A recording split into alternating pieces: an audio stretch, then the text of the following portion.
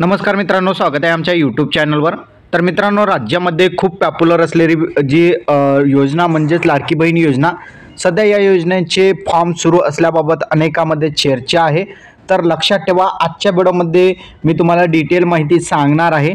तर यामध्ये बघू शकता, न्यू ॲप्लिकेशन फॉर्म जे आहे स्टॉप करण्यात आलेले, बंद करण्यात आलेले।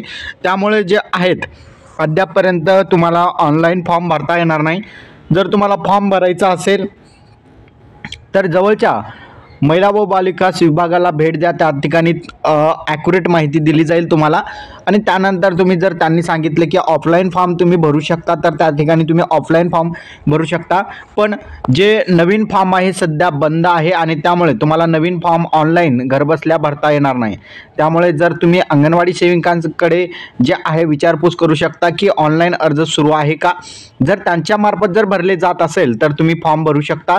पण सध्या जी आपली वेबसाईट आहे ladkibhin.maharashtra.gov.in च्या वेबसाईटवर मात्र ऑनलाईन फॉर्म बंद आहे।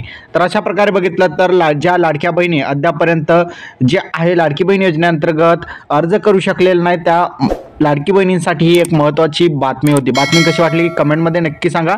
चॅनलवर नवीन असाल चॅनलला सबस्क्राईब करा। धन्यवाद।